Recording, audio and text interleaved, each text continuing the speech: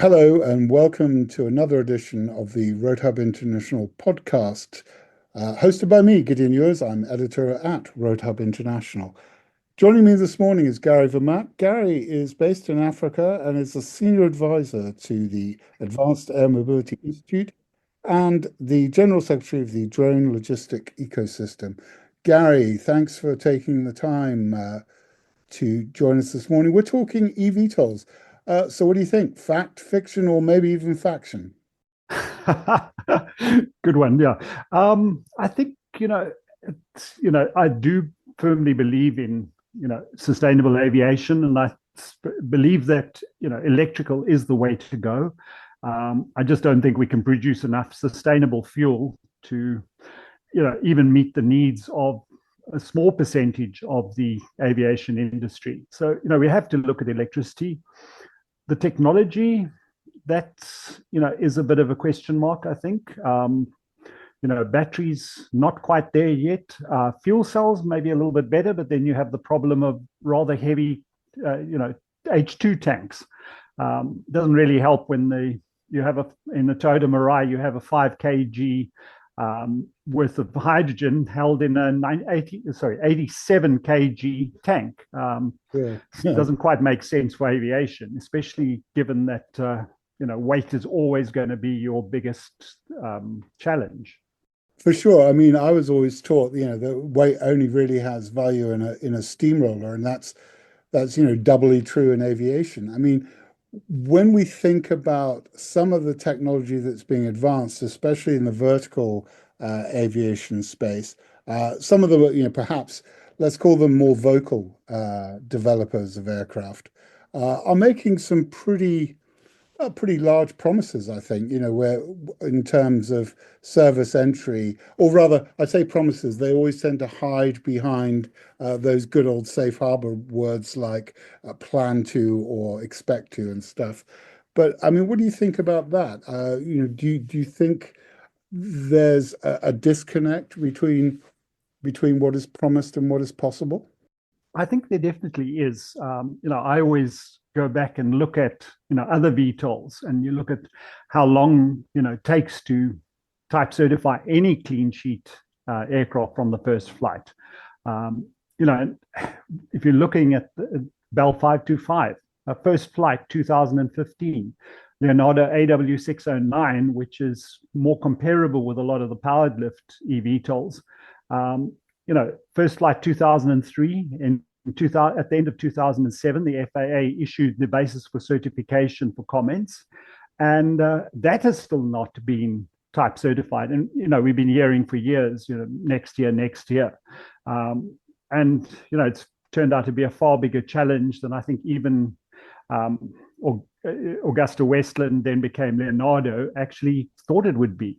And even Bell when they were involved. So, it's been a long haul for all of those aircraft. But even looking at, other, aircraft, look, the Bell 505 was reasonably quick. But then, of course, there's a lot of common parts with the Jet Ranger. And even, if you point towards EHang, they made their first flight 2018. They entered the certification process, I think it was around about 2020, and it took them 3 years to get to a partial type certificate in October 2023. So, even in China, it's not, going to be fast for any of the guys, especially the ones developing the more complex powered lift aircraft like Autoflight and TCAB and Aerofugia, etc. So I think, one has to be very suspect of these promises. And I sort of refer to them as BHAGs, big, hairy, audacious goals, because quite frankly, that's probably what they are. And I can understand the pressure that, the CEOs and CXOs of these eVTOL developers are under, from investors. But, they've also got to look at the fact that, these things take time. And I think anybody who invests in aviation or aerospace knows that it's not, there's nothing that's a quick process. I mean, even starting a small airline, the amount of paperwork you have to go through, all the certifications and everything else you have to do, it takes time. The same with anybody trying to develop a vertiport or heliport. It just takes time. There's certain things that have to be done. You've got to deal with communities. You've got to deal with paperwork. And the same applies to, any aircraft that you're trying to type certify. There's a lot of testing that has to take place, whether it's just normal flight testing and testing the flight envelope, but then also all the testing you have to do to test the aircraft for hot and high conditions, cold and icy conditions. All of that has to take place. So, it's not a quick process. It's a laborious process. And in the end, it's the safety of the passengers that counts, not how fast you can type certify and make some money off it. I think that's the interesting point. I know that one regulator has said when talking about certification and how long, what does the event horizon look like? And he replied, I thought refreshingly, and it gave me a warm, fuzzy feeling, which was, he said, we certify to a standard, not a timetable. And Correct. That's great. That's precisely what they should be doing. And it's a good point you make. When you mentioned the 525, if you think about it, it's in every other respect a conventional helicopter. Nothing novel about its gearbox, engine, rotor system configuration, or anything else. It just comes down to the element of fly-by-wire. Yeah. And that's taking time. Even if you go back to Robinson and the certification process for the horizontal stabilizer modification, I think that the FAA certification on that, which is relatively minor mod, still took 3 years. And so you're right. I think that's a key safety feature. Yeah, and it's a good thing. It's them doing precisely what the taxpayers of the world pay them to do, I guess. But let's talk a little bit more about some of the specifics. I mean, when you think about questions that pop into your mind, you mentioned performance in a hot and high environment. I know both Joby and Archer make much of starting operations in the UAE. Well, I immediately think, well, what does your performance look like on a 40-degree day? What does your battery life look like when you're trying to run air conditioning? What do you think about those sort of things? One has to think about that because, if you look at the target market, and let's be perfectly frank, since 1953, when New York Airways started flying, it's always been for high net worth individuals and, executive business travelers. These people expect a certain level of comfort and luxury. Luxury costs money. Fancy, the better quality seating, fewer seating in the aircraft. All of that, contributes to cost and reduces your profit, your profit margins too. It's very difficult to see, how you're going to meet that kind of need, and especially in the UAE. I mean, that is the sort of capital of luxury now that sort of Paris and London used to be. Now you operating in those conditions, you're trying to offer a service that these people are used to when they jump into a AW109 or something else like that. They're going to expect a similar level of comfort. Last thing people want to do is experience the discomfort, especially flying from Dubai International Airport to the Palm Jumeirah. Yeah, exactly. I mean, and also again, people, I guess, in that profile, and I think you're right. If you look at operating costs and seat mile costs, when it comes down to it, you're looking at a similar target market to the existing vertical lift market. These people don't travel without luggage. I mean, they don't travel light. So you have that impact on payload as well, I guess. Thinking about, the number of, for want of a better phrase, bums on seats you can put in. If each person has another 40 kilos of luggage with them, that's a volume and an impact on your passenger count and therefore revenue. And the way I've always looked at, for example, a blade-like service with an Archer or Joby in New York, is it's really going to be for the guy that's in town. He's flying in from somewhere in the Midwest or whatever for a big meeting on Wall Street. He's got all he's got is maybe an overnight carry-on, your 7 to 10 kg carry-on, and a laptop bag, and that's what he's got for the day. He's going to come in, do his meeting, and fly out again. For him, it would make sense to take Blade at the moment or something else. But if you've got a whole suitcase full of clothes for a week or whatever, it's a very different story. And the other market, other travelers, your leisure travelers, I mean, you don't go off to Bali with just a carry-on bag. Sure. Yeah, well, I don't. I mean, it's interesting. And when you think about that, what does that market look like? I mean, I'm here in our offices in Farnborough today, but normally I'm working at my home office, which is right on the south coast of the UK. And when I think about traveling on work trips, generally from one of the two southern side major airports in London, either Heathrow or Gatwick. If I think about traveling to Heathrow, if the traffic's good, from my house is about 2 hours. I'd much rather go up the road to my local airfield and jump in for the moment, a light helicopter, a 505 or whatever, and be whisked off to Heathrow in probably about 17 or 18 minutes, I think it would take. It would be great, but why don't I do that? And it comes down to dollars and cents, fundamentally. Correct, yeah. I'd never get that one past the accountants on expenses for a start. Precisely. So you've got to be the CEO of a major company where nobody's going to question your costs. But I also look at it from the point of view of, and I think, and I've been told this by two sources in the US.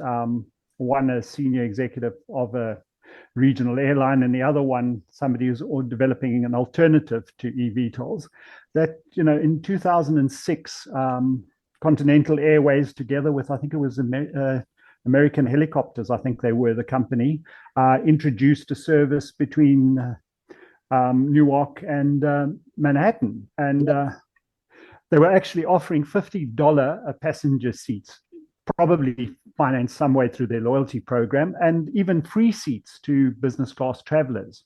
And most people actually decided that the limo was a better bet. You've got to look at that point of view as well, because if I'm a busy executive, I'm not getting much time, sort of me time, or just time to just catch up on a few phone calls and things like that. Sitting in the back of a limo, I can be extremely productive. That I can't be in an airport lounge. Even the best airport lounges, there's just too many people around to actually, get down, and you can't really scream and shout at your, sort of 2IC or somebody like that in the presence of, other executives. So, backseat of a limo of an Uber Black is ideal for that.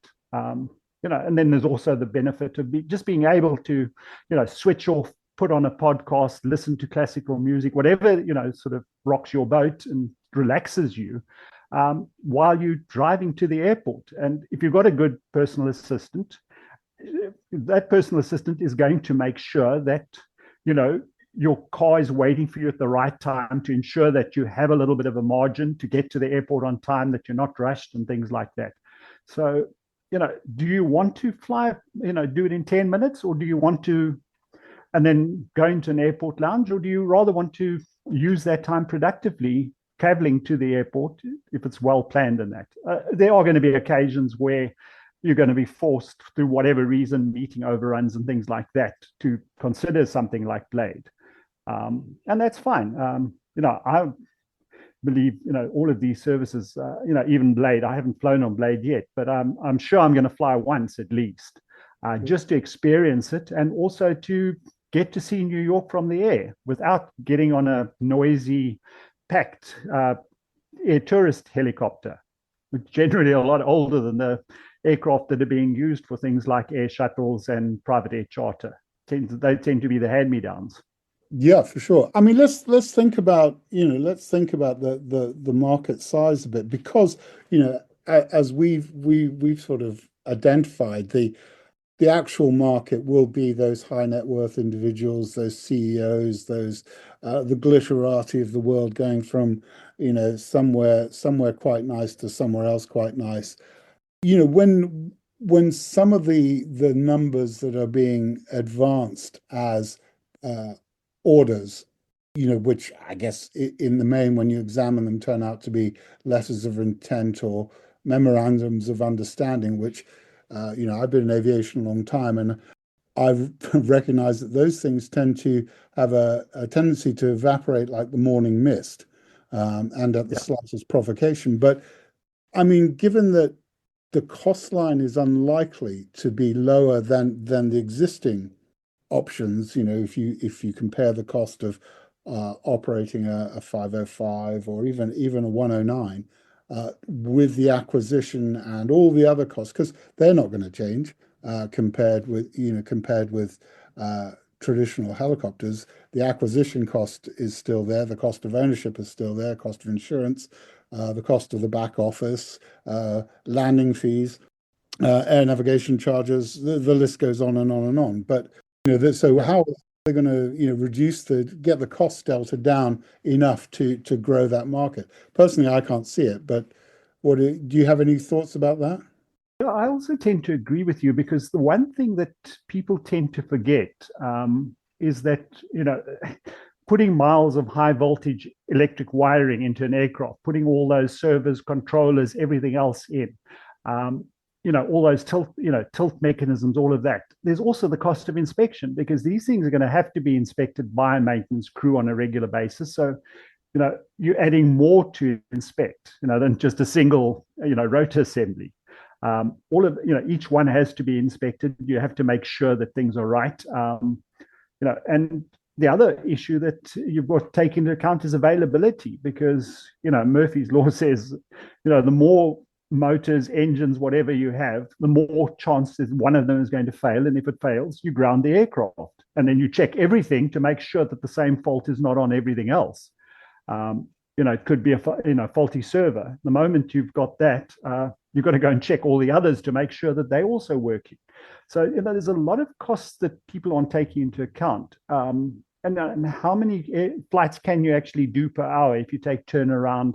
I'm not even talking about charging, which is going to have to take place during turnaround. They're going to have to do some sort of quick charging, up charging.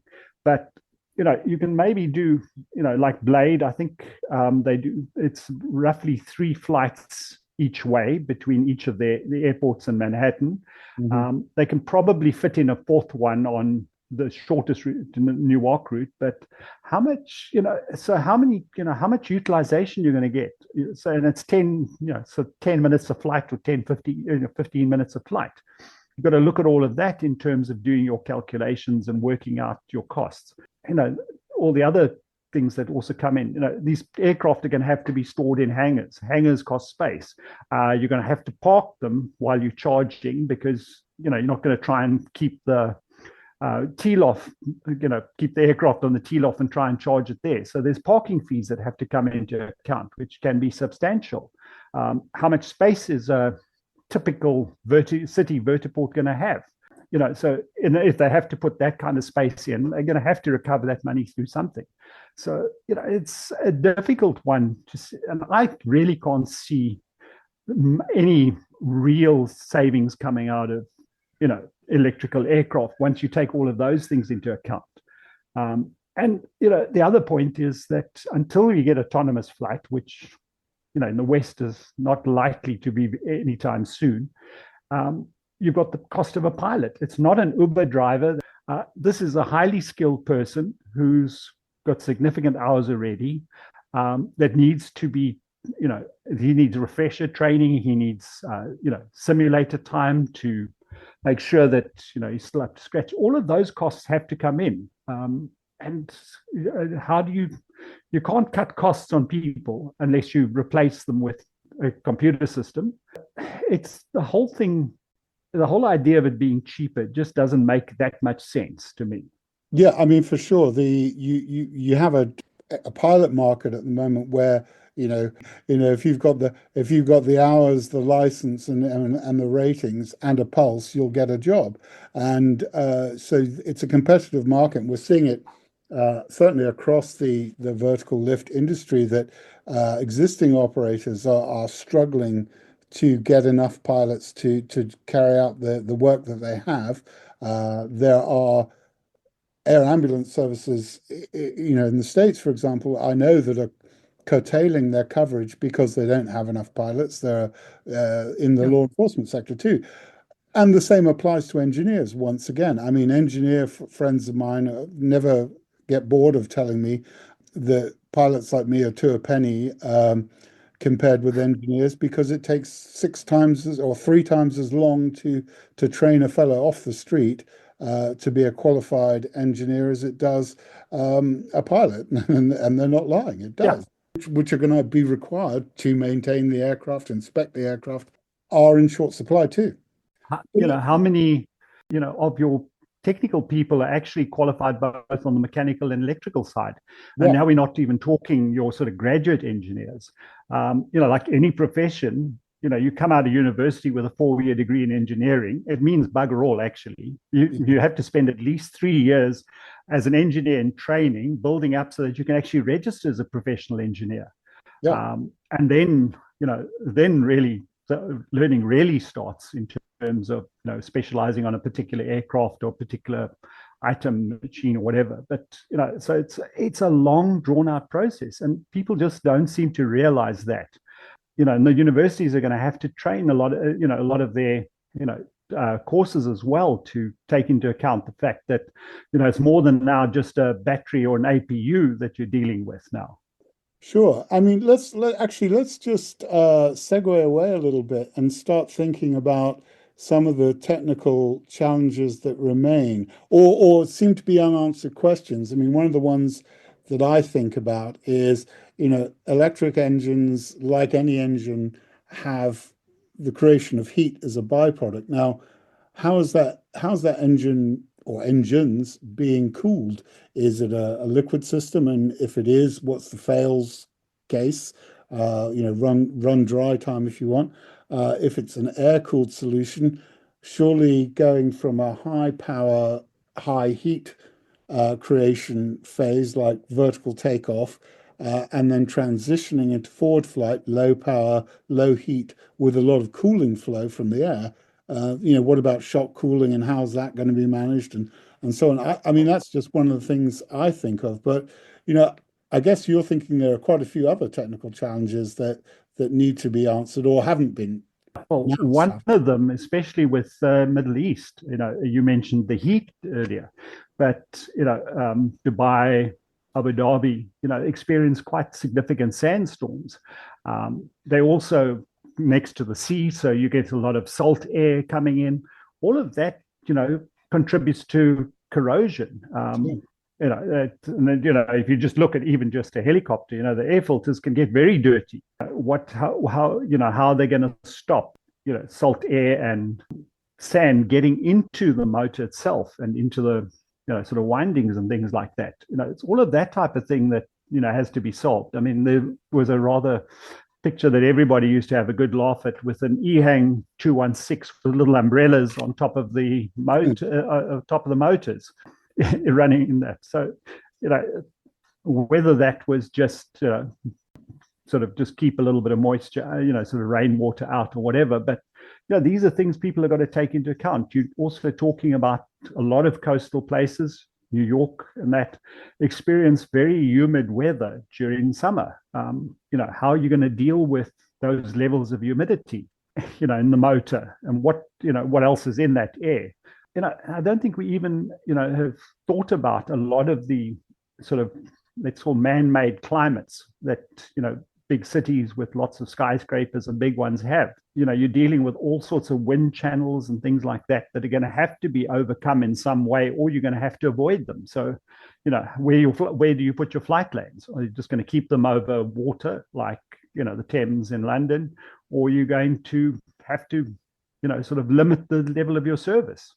Yeah, and then fundamentally, once you start doing things like that, you ultimately still have the last mile concept. If you arrived at JFK or Newark or whatever and flown rapidly compared with the GW Bridge or the Van Wyck into Manhattan to 34th Street Heliport or whatever, you still then have to get from there to wherever your meeting is or your hotel is or wherever it is you want to go. So there's that last mile in. The idea, I think, of a vertiport on top of every skyscraper or hotel is kind of dreamland. But there is that element, I guess, as well. But thinking about, I mean, I'm thinking it because I'm here at Farnborough, major corporate aircraft in the southern UK, and I'm looking out of the window from our office here, and it's a very IMC day outside today.